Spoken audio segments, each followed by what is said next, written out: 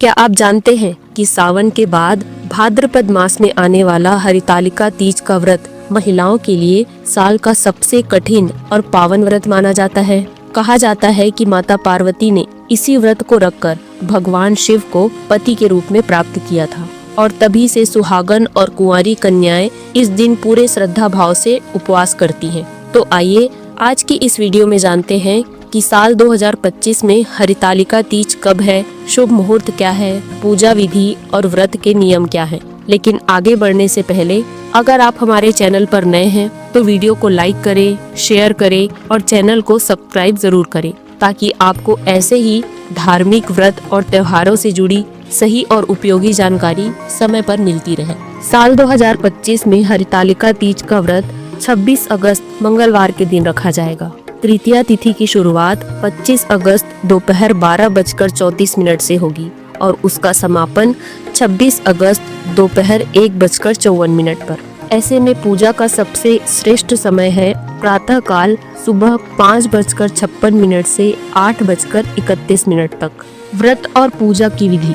इस दिन प्रातः स्नान करने के बाद निर्जल या फलाहार व्रत का संकल्प लिया जाता है। पूजा स्थल पर भगवान शिव, माता पार्वती और गणेश जी की प्रतिमा को एक चौकी पर स्थापित करें। माता गौरी का श्रृंगार करें। भगवान शिव को बेलपत्र, भस्म और धतूरा चढ़ाएं और गणेश जी को दूर्वा अर्पित करें। इसके बाद भोग लगाकर व्रत कथा का पाठ करें और पूरे शिव परिवार की आरती करें। व्रत का समापन यानी पारण अगले दिन प्रातः किया जाता है। हरितालिका तीज व्रत के नियम। ये व्रत निर्जल करना चाहिए। व्रत के दौरान जल और फल तक का सेवन वर्जित माना गया है। व्रत सूर्योदय से शुरू होकर अगले दिन सूर्योदय तक चलता है।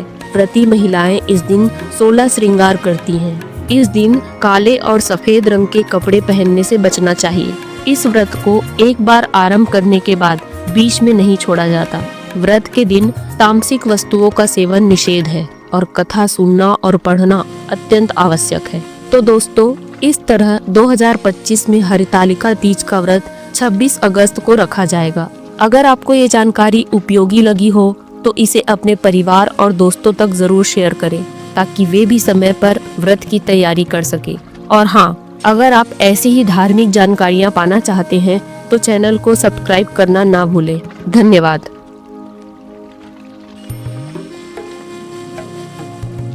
भक्तों, क्या आप जानते हैं कि हरितालिका तीज का व्रत जितना पवित्र है उतना ही कठोर और संवेदनशील भी है। शास्त्रों में साफ लिखा है कि अगर इस व्रत को करते समय नियमों का पालन पूरी तरह न किया जाए तो व्रत अधूरा माना जाता है और ऐसी स्थिति में इसके शुभ फल मिलने की जगह अनहोनी भी हो सकती है। कहा जाता है कि इस व्रत की गलती पति की लंबी उम्र और दाम्पत्य जीवन की सुख शांति पर भारी पड़ सकती है। इसीलिए इसे सौभाग्य का सबसे कठिन और सबसे महत्वपूर्ण व्रत कहा गया है। अब आपके मन में सवाल जरूर होगा कि हरितालिका तीज का क्या महत्व है। तो आज की इस दिव्य और पावन वीडियो में हम आपको पूरी जानकारी देने जा रहे हैं। पूजा सामग्री कौन कौन सी रखनी है, हरितालिका तीज की संपूर्ण पूजा विधि, ताकि आपकी पूजा अधूरी न रह जाए। आखिर इस व्रत में कौन सी गलतियां वर्जित है और किन नियमों का पालन जरूरी है। कौन सी गलतियां हैं जिससे बचना बेहद जरूरी है, वरना व्रत टूट सकता है और उसका पुण्य व्यर्थ हो सकता है। लेकिन उससे पहले आपसे एक निवेदन है। अगर माँ गौरी की कृपा और अखंड सौभाग्य की कामना रखते हैं तो अभी इस वीडियो को लाइक कीजिए, चैनल को सब्सक्राइब कीजिए और कमेंट में जय माँ गौरी लिखना मत भूलिए, क्योंकि आपकी ये श्रद्धा माता के आशीर्वाद का द्वार खोलती है। दोस्तों, हरितालिका तीज सिर्फ एक पर्व नहीं बल्कि एक स्त्री की आस्था, प्रेम और शक्ति का उत्सव है। शास्त्रों में वर्णन है कि माता पार्वती ने भगवान शिव को पति के रूप में प्राप्त करने के लिए हजारों वर्षों तक कठोर तप किया था। जंगल में तपस्या करते हुए उन्होंने न तो अन्न ग्रहण किया न जल, सिर्फ भगवान शिव के नाम का स्मरण किया। उनकी इस कठिन साधना और अटूट विश्वास से प्रसन्न होकर भगवान शिव ने उन्हें अपनी अर्धांगिनी के रूप में स्वीकार किया। तभी से यह व्रत नारी शक्ति के संकल्प, विश्वास और त्याग का प्रतीक बन गया। सुहागिन महिलाएं इस दिन निर्जल व्रत रहकर अपने पति की लंबी आयु और अखंड सौभाग्य की कामना करती है। वहीं कुंवारी कन्याएं इस व्रत को अच्छे और योग्य वर की प्राप्ति के लिए करती है। यह व्रत साधारण नहीं है। इसमें महिलाओं को सूर्योदय से अगले दिन सूर्योदय तक निर्जल उपवास करना होता है।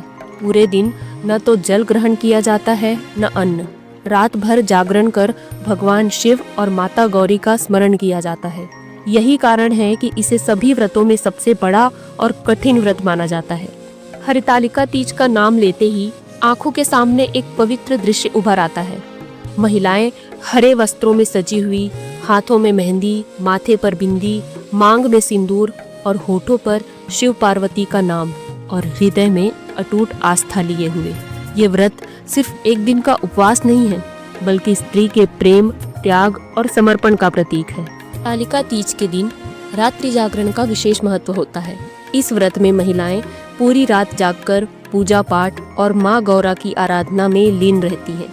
ऐसा माना जाता है कि यदि कोई महिला इस रात अनजाने में भी सो जाती है तो उसका व्रत अपूर्ण हो जाता है और उसका प्रभाव टूट जाता है। इसीलिए शास्त्रों में स्पष्ट रूप से बताया गया है कि व्रती स्त्री को पूरी रात रात्रि जागरण करना अनिवार्य है। ये व्रत मुख्यतः 2 प्रकार की स्त्रियां करती है। एक कुंवारी कन्याएं जो इस व्रत को अच्छे और योग्य वर की प्राप्ति के लिए करती हैं। दूसरा सुहागन महिलाएं जो अपने पति की दीर्घायु, स्वस्थ जीवन और दाम्पत्य सुख समृद्धि की कामना के लिए इस व्रत को रखती है। इस व्रत का एक और विशेष नियम है। महिलाएं इसे निर्जला रहकर ही करती है, अर्थात दिन भर और रात भर वे पानी तक ग्रहण नहीं करती। ये कठिन तपस्या ही इस व्रत को कठोर और पवित्र बनाती है। व्रत के दिन महिलाएं नए वस्त्र धारण करती है और 16 श्रृंगार कर माँ गौरा की पूजा करती है। शास्त्रों में कहा गया है कि जैसे 16 श्रृंगार किसी महिला की शोभा और सौंदर्य में 4 चांद लगा देता है, वैसे ही पूजा में भी इसका अपना गहरा महत्व होता है। 16 श्रृंगार करके पूजा करने से देवी गौरा प्रसन्न होती है और व्रती को अखंड सौभाग्य का वरदान देती है। लेकिन भक्तों, ये व्रत जितना पवित्र है उतना ही कठोर भी है। शास्त्रों में स्पष्ट रूप से चेतावनी दी गई है कि यदि किसी महिला की शक्ति इस व्रत को करने की ना हो तो उसे भूल से भी यह व्रत नहीं करना चाहिए, क्योंकि इसके नियमों का उल्लंघन गंभीर फल देता है। मान्यता है कि यदि इस व्रत में पानी ग्रहण किया जाता है तो अगले जन्म में मछली का जीवन मिलता है। यदि फल खाए जाते हैं तो अगले जन्म में बंदरिया का जीवन मिलता है। इस दिन नींद ले लेती हैं तो अगले जन्म में अजगर के रूप में मिलता है। दूध पिया जाता है तो अगले जन्म में सांप का जन्म मिलता है। शक्कर खाई जाती है तो अगला जन्म मक्खी बनना पड़ता है और मांस का सेवन किया जाता है तो अगले जन्म में शेरनी के रूप में जन्म मिलता है। अन्न का सेवन किया जाता है तो अगला जन्म सुअर के रूप में मिलता है। यानी इस व्रत में तन मन से संयम और पूरी श्रद्धा के साथ नियमों का पालन करना अनिवार्य है। तभी यह व्रत फलदायी होता है और देवी गौरा का आशीर्वाद प्राप्त होता है।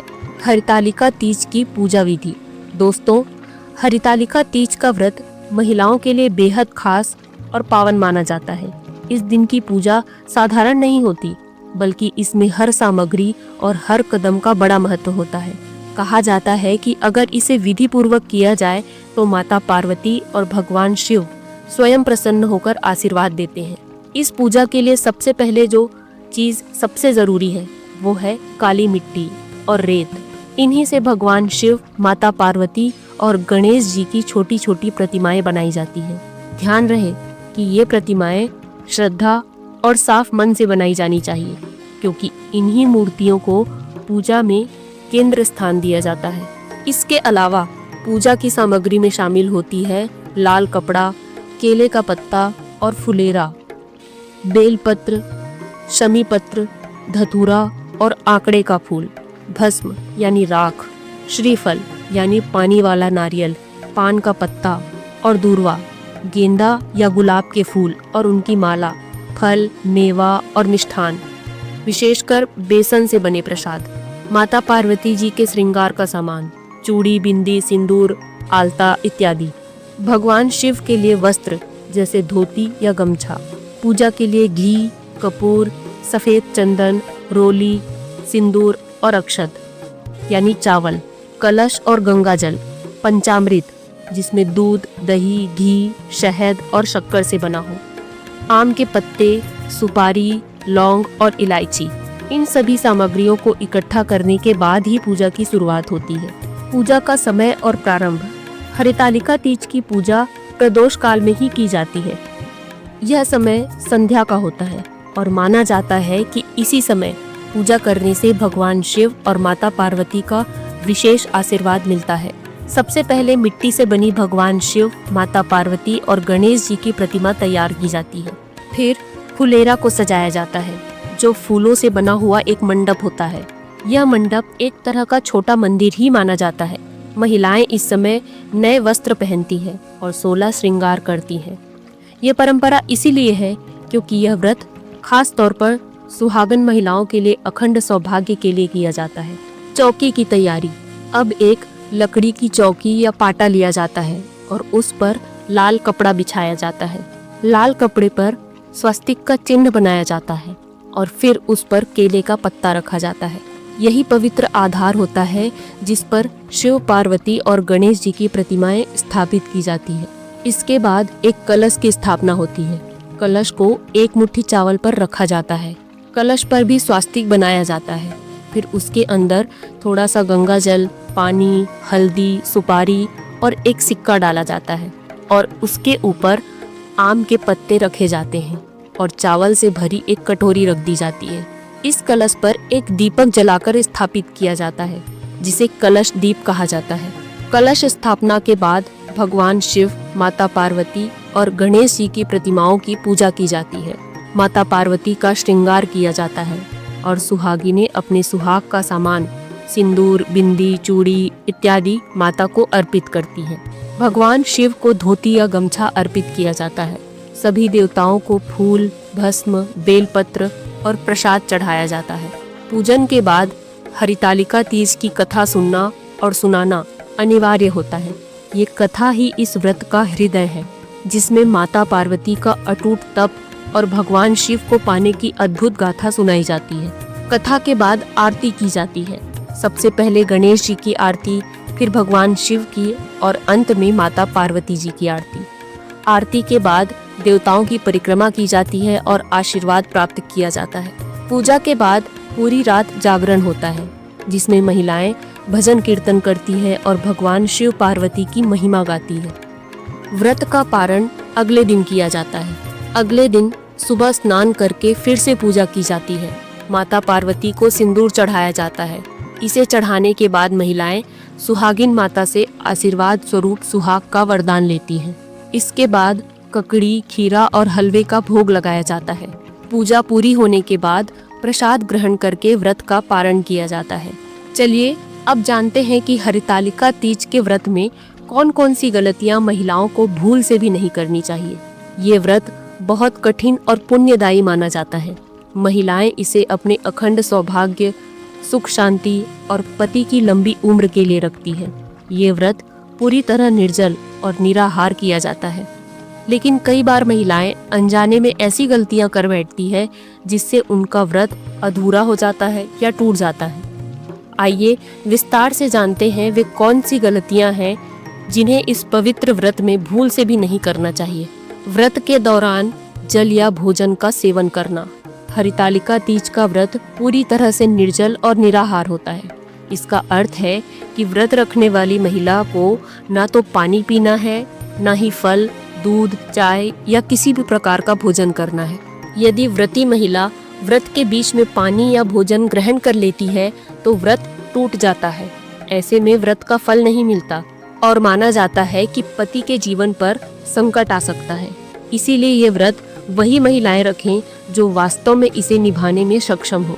केवल दिखावे या दबाव में आकर व्रत रखने से उल्टा नुकसान हो सकता है। व्रत के दौरान नींद में सो जाना। हरितालिका तीज में रात्रि जागरण का विशेष महत्व है। व्रती को पूरी रात जागकर माता गौरी और भगवान शिव का स्मरण करना चाहिए।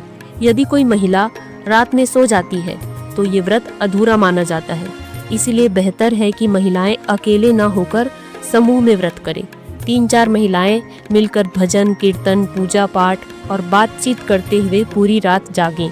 यदि किसी महिला को पूरी रात जागने की क्षमता नहीं है तो उसे यह व्रत भूल से भी नहीं करना चाहिए, वरना इसे घोर पाप माना जाता है।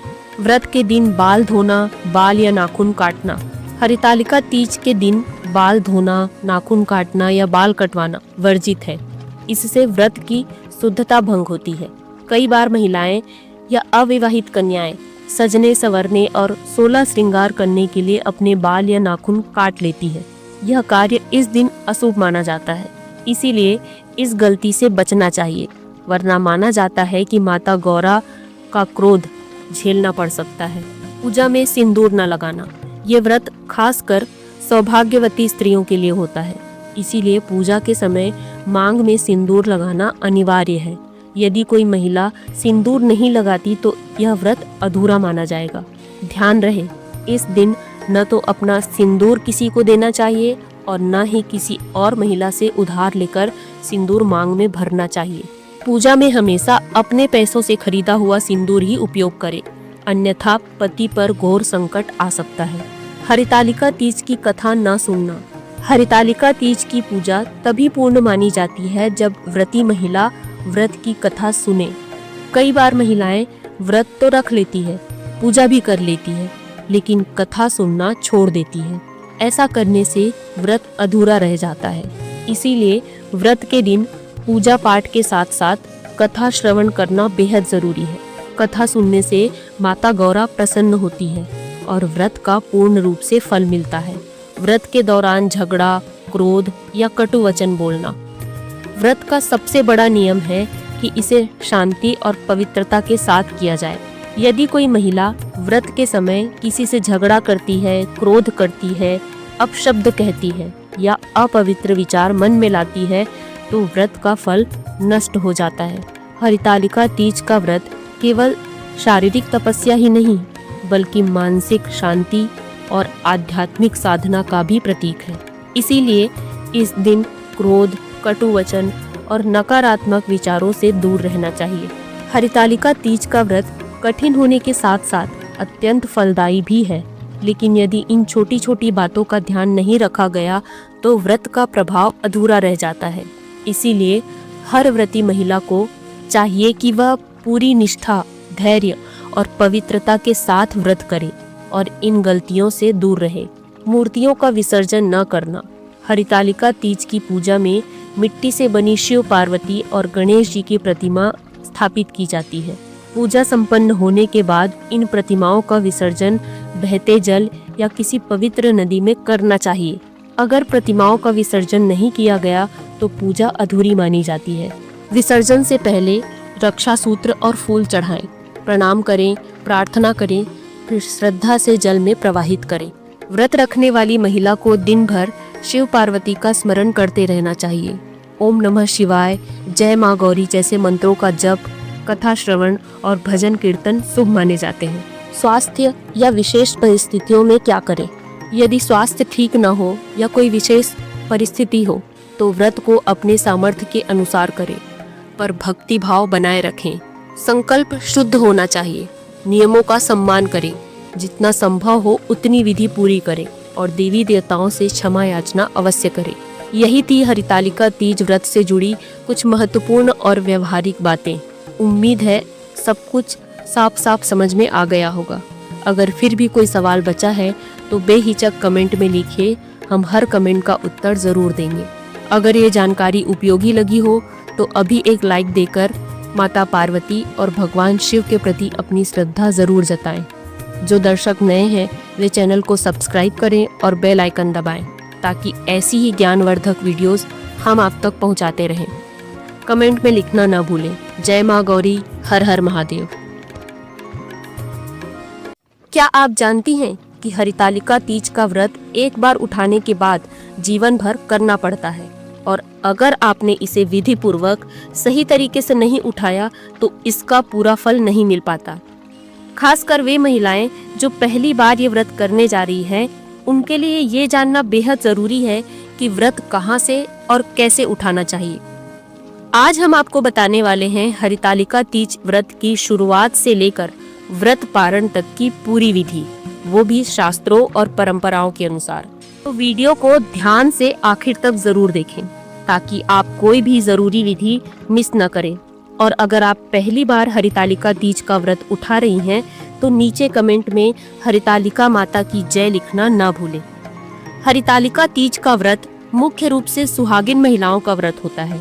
इसे अखंड और निर्जला व्रत कहा गया है, यानी इसमें न तो दिन भर कुछ खाया जाता है और न ही पानी पिया जाता है।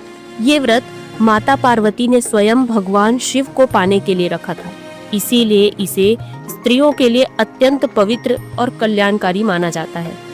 बहुत सी महिलाएं पूछती हैं कि व्रत कहाँ से उठाना चाहिए। इसका अर्थ किसी भौगोलिक स्थान से नहीं बल्कि संकल्प प्रक्रिया से है।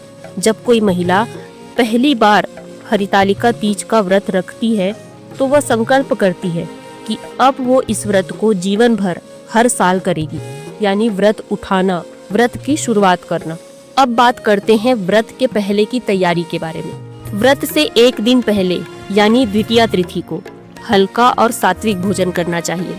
इसमें प्याज, लहसुन, मसाले और तैली चीजें शामिल नहीं होनी चाहिए। शाम को स्नान करके साफ सुथरे कपड़े पहने, घर में पवित्रता और शुद्ध वातावरण बनाए रखें और इसी दिन मन ही मन ये संकल्प लें कि अब से मैं हर साल श्रद्धा और नियम पूर्वक हरितालिका तीज का व्रत करूंगी। व्रत वाले दिन यानी तृतीया तिथि को सूर्योदय से पहले स्नान करें और शुद्ध वस्त्र धारण करें। व्रत के दिन लाल, हरे या पीले रंग के कपड़े पहनना शुभ माना जाता है। एक चौकी पर लाल कपड़ा बिछाकर उस पर भगवान शिव, माता पार्वती और गणेश जी की प्रतिमा या चित्र स्थापित करें। मिट्टी से शिव पार्वती की प्रतिमा बनाएं, जिसे हरितालिका देवी का स्वरूप माना जाता है। पूजा आरंभ करने से पहले हाथ में जल, फूल और अक्षत लेकर संकल्प करें। ओम शिव पार्वती प्रसन्नार्थम हरितालिका व्रतमहम करिष्ये। मैं शिव पार्वती को प्रसन्न करने के लिए यह हरितालिका व्रत कर रही हूँ।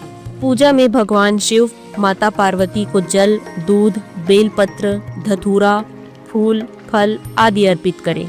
माता पार्वती को सुहाग की सामग्री जैसे सिंदूर, चूड़ी, बिंदी, मेहंदी, आलता, वस्त्र आदि अर्पित करें। इस दिन व्रत की कथा सुनना और पढ़ना अनिवार्य होता है। कथा के माध्यम से ही इस व्रत का महत्व और फल मिलता है। साथ ही रात भर जागरण करें, भजन कीर्तन और माता पार्वती की स्तुति गाएं। व्रत का पारण अगले दिन यानी चतुर्थी के दिन सूर्योदय के बाद व्रत का पारण किया जाता है। पूजा करने के बाद फल और जल ग्रहण करें। ब्राह्मण या किसी सुहागिन महिला को भोजन करवाएं और दान दक्षिणा दें। अब प्रश्न आता है, व्रत कहाँ से उठाना चाहिए?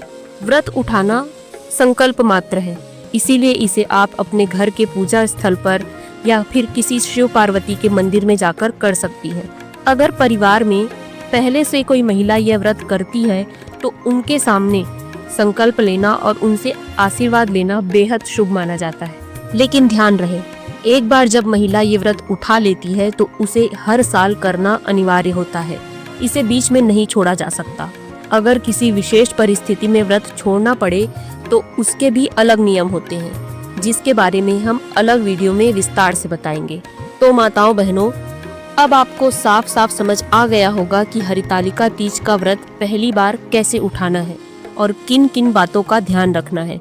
अगर ये जानकारी आपके लिए उपयोगी रही तो वीडियो को लाइक कीजिए, शेयर कीजिए ताकि और भी महिलाएं सही विधि से ये व्रत कर सकें।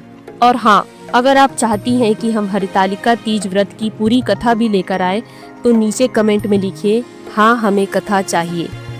चैनल को सब्सक्राइब करना ना भूलें, क्योंकि आपके लिए ऐसी ही महत्वपूर्ण धार्मिक जानकारियाँ हम आगे भी लाते रहेंगे। हरितालिका माता की जय।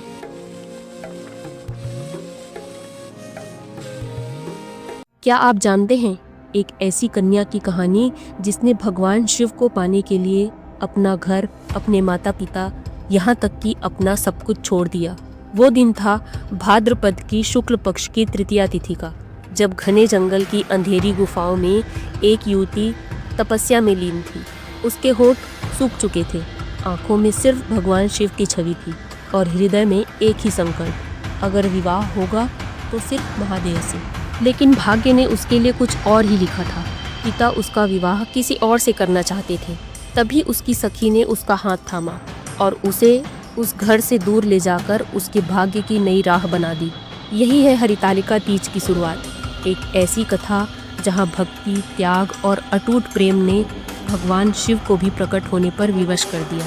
आज हम आपको हरितालिका तीज की वही पौराणिक कथा सुनाने जा रहे हैं जिसे सुने बिना हरितालिका तीज का व्रत अधूरा माना जाता है और जिसे सुनने से मन में श्रद्धा, विश्वास और भक्ति प्रकट होती है। बहुत समय पहले हिमालय राज की पुत्री पार्वती बचपन से ही भगवान शिव को अपना पति मान चुकी थी, क्योंकि माता पार्वती ही माँ सती का पुनर्अवतार थी। पार्वती जी ने कठोर तपस्या करके भगवान शिव को पाने का संकल्प लिया था, लेकिन एक दिन हिमालय राज को नारद मुनि ने बताया कि पार्वती का विवाह भगवान विष्णु से कर दिया जाए। ये विवाह पार्वती के लिए शुभ रहेगा। हिमालय राज ने बिना पार्वती से पूछे ये प्रस्ताव स्वीकार कर लिया। जब ये बात पार्वती जी को पता चली तो उनका हृदय व्याकुल हो उठा। वे भगवान शिव के अलावा किसी और को अपना पति मानने को तैयार नहीं थी। पार्वती जी ने अपनी सखी से अपनी व्यथा साझा की। तब उनकी सखी ने सलाह दी कि हे देवी, यदि आप सच में भगवान शिव को पाना चाहती हैं तो इस विवाह से बचने का एक ही उपाय है। आप इस स्थान से निकलकर घने जंगलों में जाकर तपस्या करें और अपने हृदय की प्रार्थना भगवान शिव तक पहुंचाएं। ये सुनकर पार्वती जी अपनी सखी के साथ गुप्त रूप से जंगल की ओर चली गई। यहीं से इस व्रत का नाम पड़ा हरितालिका। हरित का अर्थ है हर के ले जाना और आलिका का अर्थ है सखी, यानी वो सखी जिसने पार्वती जी को घर से दूर ले जाकर उनकी मदद की। जंगल में पार्वती जी ने नदी किनारे एक गुफा में जाकर भूखे प्यासे निर्जल रहकर भगवान शिव की साधना की। वो दिन भाद्रपद मास की शुक्ल पक्ष की तृतीया तिथि थी। पार्वती जी ने मिट्टी से शिवलिंग बनाकर पूजा की, फूलों, बेलपत्र और गंगा जल से अभिषेक किया।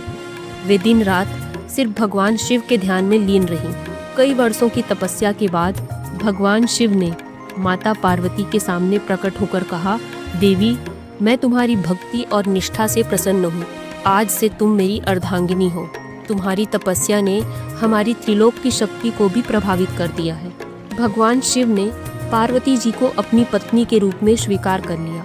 तभी से यह व्रत हरितालिका तीज के नाम से प्रसिद्ध हो गया। हरितालिका तीज का व्रत विशेष रूप से सुहागिन महिलाओं द्वारा ही किया जाता है। इस दिन स्त्रियां निर्जल व्रत करती हैं, माँ पार्वती और भगवान शिव की पूजा करती हैं, मन से प्रार्थना करती हैं कि उनका दाम्पत्य जीवन सुखी और समृद्ध हो। ऐसा माना जाता है कि इस व्रत को सच्चे मन से करने पर पति की दीर्घायु और वैवाहिक जीवन में सुख समृद्धि प्राप्त होती है। माना जाता है कि जिस प्रकार माता पार्वती ने भगवान शिव को पाने के लिए कठोर तपस्या की थी, वैसी ही श्रद्धा और भक्ति से किया गया हरितालिका तीज का व्रत दाम्पत्य जीवन में सुख, शांति और प्रेम का आशीर्वाद देता है।